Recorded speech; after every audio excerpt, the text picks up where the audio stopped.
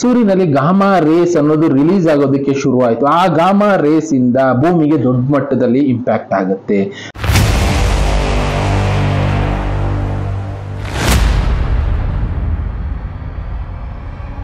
ನಮಸ್ಕಾರ ವೀಕ್ಷಕರೇ, ಕೆಲವಷ್ಟು ಫಿಲಂಗಳು ನಮ್ಗೆ ಮುಂದೆ ಆಗುವಂತ ಅನಾಹುತಗಳನ್ನ ತೋರಿಸ್ತಾ ಇರುತ್ತೆ. ಮುಂದೆ ಈ ತರ ಆಗುತ್ತೆ, ನಾವ್ ಎಚ್ಚೆತ್ಕೋಬೇಕು ಅಂತ ಪ್ರಿಕಾಷನ್ ತಿಳಿಸ್ತಾ ಇರುತ್ತೆ. ಈ 2012 ಅನ್ನೋ ಒಂದು ಫಿಲಂ ಬಂದಿತ್ತು, ಮುಂದೆ ಈ ತರ ಭೂಕಂಪಗಳಾಗುತ್ತೆ, ಇನ್ನ ಬೇರೆ ಬೇರೆ ಅನಾಹುತಗಳಾಗುತ್ತೆ ಅಂತ ಹಿಂದಿನ ಕಾಲದಲ್ಲಿ ಕ್ಯಾಲೆಂಡರ್ ಬರ್ದಿತ್ತು. ಆ ಟೈಮ್ ಕಾಯ್ತಾ ಇದೀವಿ, ಆ ಟೈಮ್ ಇವಾಗ ಬಂದ್ಬಿಡ್ತು, ಇವಾಗ ಅನಾಹುತ ನಡೆದೋಯ್ತು ಅಂತ ಆ ಫಿಲಂ ಅಲ್ಲಿ ತೋರಿಸಿದ್ರು.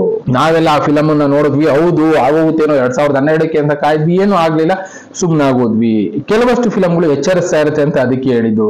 ಫಿಲಂಗಳಾಗ್ಬೋದು, ಇಲ್ಲ ಬೇರೆದಾಗ್ಬೋದು, ಸಿಮ್ಸಾನ್ ಶೋ ಆಗ್ಬೋದು, ಇನ್ನೊಂದು ಶೋಗಳಾಗ್ಬೋದು, ಇನ್ನ ಕೆಲವಷ್ಟು ಬುಕ್ಗಳು, ಕಾದಂಬರಿಗಳು ಅದರಲ್ಲೂ ಬರ್ದಿರ್ತಾರೆ ಈ ತರ ಆಗುತ್ತೆ, ಹಿಂಗ್ ಬದಲಾವಣೆ ಆಗುತ್ತೆ ಅಂತ.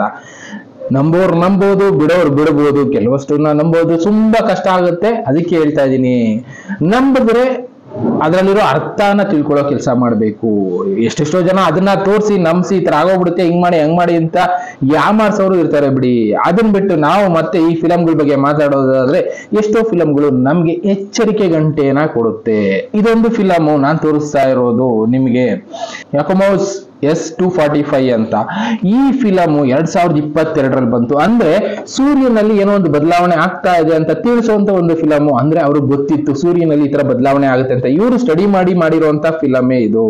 ಸೂರ್ಯನಲ್ಲಿ ಗಾಮಾ ರೇಸ್ ಅನ್ನೋದು ರಿಲೀಸ್ ಆಗೋದಕ್ಕೆ ಶುರುವಾಯಿತು. ಆ ಗಾಮಾ ರೇಸ್ ಇಂದ ಭೂಮಿಗೆ ದೊಡ್ಡ ಮಟ್ಟದಲ್ಲಿ ಇಂಪ್ಯಾಕ್ಟ್ ಆಗುತ್ತೆ ಅಂತ ತಿಳ್ಕೊಂಡ ಹೀರೋಯಿನ್ ಏನ್ ಮಾಡ್ತಾಳೆ, ಅಲ್ಲಿರುವಂತ ಜನರನ್ನ ಕಾಪಾಡಬೇಕು, ದೇಶನ ಕಾಪಾಡಬೇಕು ಅಂತ ಹೇಳಿ ಆ ವಿಷಯನ ಗೌರ್ಮೆಂಟ್ ತಿಳಿಸೋ ಕೆಲಸ ಮಾಡ್ತಾಳೆ. ಬಟ್ ಗೌರ್ಮೆಂಟ್ ಆ ವಿಷಯನ ಎಲ್ಲೋ ಹೈಲೈಟ್ ಆಗೋದು ಬಿಡೋದಿಲ್ಲ.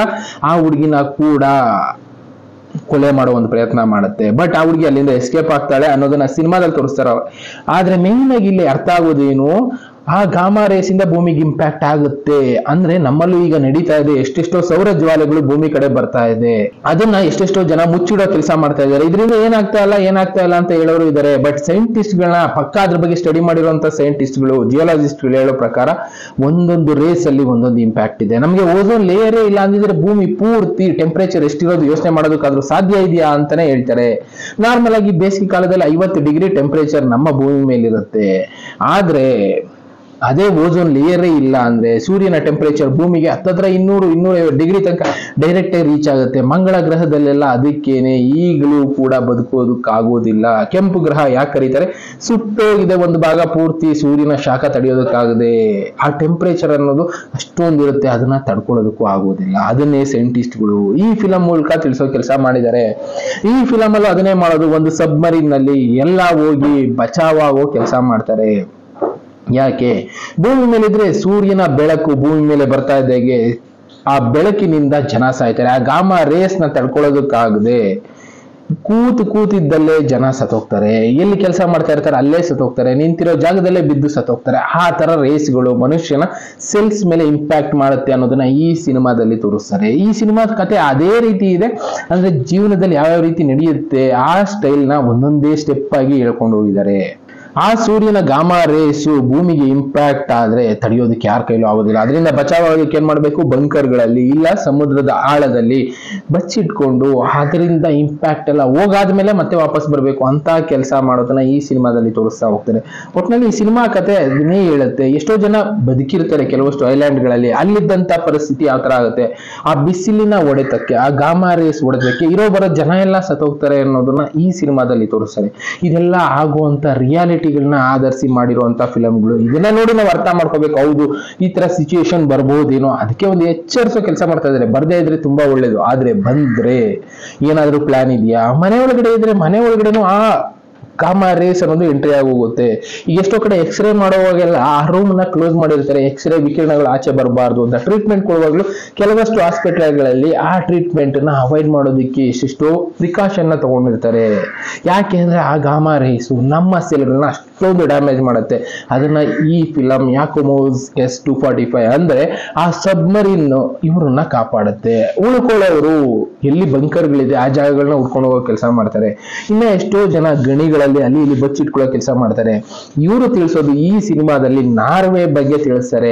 ನಾರ್ವೆ ಬಗ್ಗೆ ನಾವೆಲ್ಲ ಮಾತಾಡಿದೀವಿ, ಕೇಳಿದೀವಿ. ಯಾಕೆ ಅಂದ್ರೆ ಬೀಜಗಳ ಸಂಗ್ರಹಣೆ ಅನ್ನೋದು ನಾರ್ವೆನಲ್ಲಿ ಆಗಿದೆ.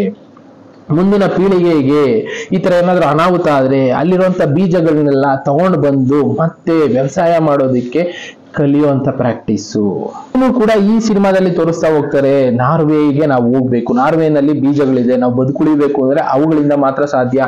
ನಾರ್ಮಲಿ ಎಲ್ಲೆಲ್ಲೋ ಫುಡ್ಗಳು ಇರ್ಬೋದು, ಆ ಫುಡ್ಗಳನ್ನ ನಾವು ತಿಂದು ಬದುಕೋದಕ್ಕಾಗೋದಿಲ್ಲ. ಯಾಕೆ ಅಂದ್ರೆ ಆ ಫುಡ್ಗಳಲ್ಲೂ ಕೂಡ ಈ ವಿಕಿರಣ ಅನ್ನೋದು ಎಂಟ್ರಿ ಆಗಿರೋದ್ರಿಂದ ಆ ಫುಡ್ ತಿಂದ್ರು ಕೂಡ ಹೆಲ್ತ್ ಅಪ್ಸೆಟ್ ಆಗೋಗುತ್ತೆ, ನ್ಯಾಚುರಲ್ ಆಗಿರುವಂತ ಹೆಲ್ತ್ ಡ್ಯಾಮೇಜ್ ಆಗುತ್ತೆ, ಅದರಿಂದ ನಾವು ಬದುಕೋದಕ್ಕಾಗೋದಿಲ್ಲ ಅನ್ನೋದನ್ನ ಈ ಸಿನಿಮಾದಲ್ಲಿ ತೋರಿಸ್ತಾರೆ. ಅಕಸ್ಮಾತ್ ಆಗಿ ಒಂದಿಬ್ರು ಮೂರು ಜನ ಆ ಫುಡ್ ನ ತಿಂದ್ರೆ ಅದರಿಂದ ಇಂಪ್ಯಾಕ್ಟ್ ಏನೇನಾಗುತ್ತೆ ಅಂದ್ರೆ ಆ ಗಾಮಾ ರೇಸ್, ಸೂರ್ಯನ ಕಿರಣ ಬಿದ್ದಿರುವಂತ ಆ ಫುಡ್ ಇಂದ ಬಾಡಿಗೆ ಯಾವ ತರ ಇಂಪ್ಯಾಕ್ಟ್ ಆಗುತ್ತೆ ಅನ್ನೋದನ್ನು ಈ ಸಿನಿಮಾದಲ್ಲಿ ತೋರಿಸ್ತಾರೆ. ಈ ಸಿನಿಮಾ ನಿಜವಾಗ್ಲೂ ನಮಗೆಲ್ಲ ಎಚ್ಚರಿಕೆ ಗಂಟೆ ಅಂತಾನೆ ಹೇಳಬೇಕು. ಇದು ದೊಡ್ಡ ದೊಡ್ಡವರು ಗೊತ್ತು, ದೊಡ್ಡ ದೊಡ್ಡವರು ಇದಕ್ಕೆ ಬದಲಾಗಿ ಬಂಕರ್ಗಳನ್ನ ಮಾಡ್ಕೊಂಡಿರ್ತಾರೆ. ಅಲ್ಲಿ ಸೇಫ್ ಆಗಿ ಏನೇನು ಫೆಸಿಲಿಟಿಗಳನ್ನ ಮಾಡ್ಕೋಬೇಕು, ಯಾವ ಆಹಾರ ವಿಕಿರಣಕ್ಕೆ ಇಂಪ್ಯಾಕ್ಟ್ ಆಗೋದಿಲ್ಲ, ಅದಕ್ಕೆ ಏನ್ ಸೇಫ್ಟಿ ಮಾಡ್ಕೋಬೇಕು ಅನ್ನೋದನ್ನ ಮಾಡ್ಕೊಂಡಿದ್ದಾರೆ ಅನ್ನೋದನ್ನ ಈ ಸಿನಿಮಾದಲ್ಲಿ ತೋರಿಸ್ತಾರೆ. ಇನ್ನ ಕೆಲವಷ್ಟು ಜನ ಫ್ಲೈಟ್ ಗಳಲ್ಲಿ ಟ್ರಾವೆಲ್ ಮಾಡ್ತಾ ಇರ್ತಾರೆ, ಅದು ಫ್ಲೈಟ್ ಎಲ್ಲಿಗೋಗುತ್ತೆ, ಅದನ್ನ ಫಾಲೋ ಮಾಡಿದ್ರೆ ನಾವು ಬದುಕುಳಿಬಹುದು, ಯಾವ್ದನ್ನ ಯಾವಾಗ ಫಾಲೋ ಮಾಡ್ಬೇಕಾಗತ್ತೆ ಅನ್ನೋದನ್ನ ಕೂಡ ಈ ಸಿನಿಮಾದಲ್ಲಿ ತೋರಿಸ್ತಾರೆ. ಒಟ್ಟಿನಲ್ಲಿ ಫ್ಯೂಚರ್ ಅಲ್ಲಿ ಆಗುವಂತ ಅನಾಹುತಗಳನ್ನ ಎಚ್ಚರಿಸುವಂತ ಎಷ್ಟೆಷ್ಟೋ ಫಿಲಂಗಳು ಬರ್ತಾ ಇದೆ, ಅದರಲ್ಲಿ ಇದು ಕೂಡ ಒಂದು.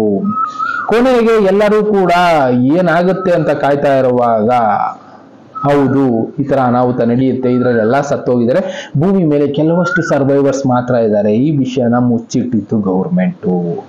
ಈಗ ನಾರ್ವೆನಲ್ಲಿರುವಂತ ಮತ್ತೆ ಆ ಬೀಜಗಳ ಸಂಗ್ರಹನ ವಾಪಸ್ ತಗೊಂಡು ಅದನ್ನ ಮತ್ತೆ ವ್ಯವಸಾಯ ಮಾಡೋದಕ್ಕೆ ಬಳಸ್ಕೊಂಡು ವ್ಯವಸಾಯ ಮಾಡೋ ಪದ್ಧತಿಗಳನ್ನ ಕಲ್ತ್ಕೊಳ್ಳಿ ಅಂತ ಈ ಸಿನಿಮಾ ನಮ್ಗೆ ಹೇಳುತ್ತೆ.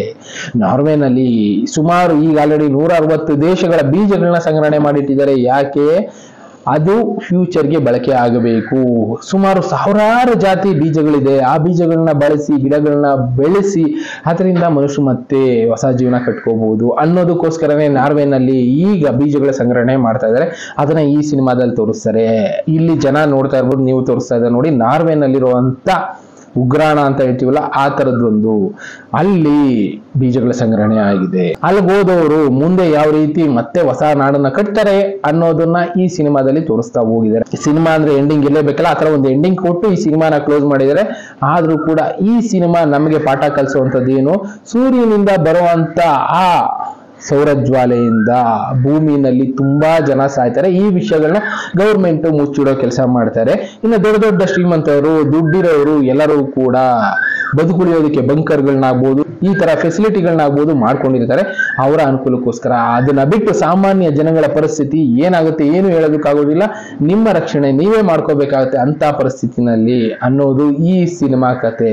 ಒಟ್ನಲ್ಲಿ ನಾವು ಅರ್ಥ ಮಾಡ್ಕೋಬೇಕಾಗಿರೋದು, ನಮಗ್ ಗೊತ್ತಿಲ್ಲದೆ ಇರೋ ವಿಷಯಗಳು ಎಷ್ಟೆಷ್ಟೋ ಇದೆ, ಅದನ್ನ ಫಿಲಂಗಳ ಮೂಲಕ ಇಲ್ಲ ಸೀರಿಯಲ್ ಮೂಲಕ ಇಲ್ಲ ಬುಕ್ಗಳ ಮೂಲಕ ಕಾದಂಬರಿಗಳ ಮೂಲಕ ಯಾವುದೋ ಒಂದು ಮೂಲಕ ಕಾರ್ಟೂನ್ಗಳ ಮೂಲಕನೂ ನಮಗ್ ತಿಳಿಸೋ ಕೆಲಸ ಮಾಡ್ತಾ ಇದ್ದಾರೆ ಜನರು. ಅವುಗಳಿಂದ ನಾವು ಅರ್ಥ ಮಾಡ್ಕೋಬೇಕಷ್ಟೇ. ಹೌದು ಈ ತರದೊಂದು ನಡೆಯುತ್ತೆ ಇನ್ಸಿಡೆಂಟ್, ಅದನ್ನ ಎಚ್ಚರಿಸ್ತಾ ಇದ್ದಾರೆ. ಯಾವುದೋ ಒಂದು ಮೂಲಕ ನಾವು ಎಚ್ಚೆತ್ಕೊಳ್ಳೋಣ. ಅದು ನಾಳೆ ನಡೆಯುತ್ತೋ ನಾಡಿದ್ದು ನಡೆಯುತ್ತೋ ಇಲ್ಲ ಒಂದು ವರ್ಷ ಬಿಟ್ಟು ನಡೆಯುತ್ತೋ, ಬಟ್ ಎಚ್ಚೆತ್ಕೊಂಡಿರಿ, ಪ್ರಿಪೇರ್ ಆಗಿರಿ. ಮುಂದೆ ಈ ರೀತಿ ಅನಾಹುತ ನಡೆದ್ರೆ ಅದನ್ನ ಎದುರಿಸೋದಕ್ಕೆ ಸಿದ್ಧರಾಗಿರಿ ಅನ್ನೋದಷ್ಟೇ ಈ ಸಿನಿಮಾಗಳು ನಮಗ್ ತಿಳಿಸ್ತಾ ಇರುವಂತ ಪಾಠ. ಇಂಥದ್ದು ಎಷ್ಟೆಷ್ಟೋ ಇದೆ, ಅವುಗಳನ್ನ ತಿಳ್ಕೊಳ್ತಾ ಹೋಗೋಣ. ಇನ್ನ ಬೇರೆ ಬೇರೆ ವಿಷಯಗಳ ಜೊತೆ ನಾನು ಮತ್ತೆ ಸಿಗ್ತೀನಿ. Thank you, good bye.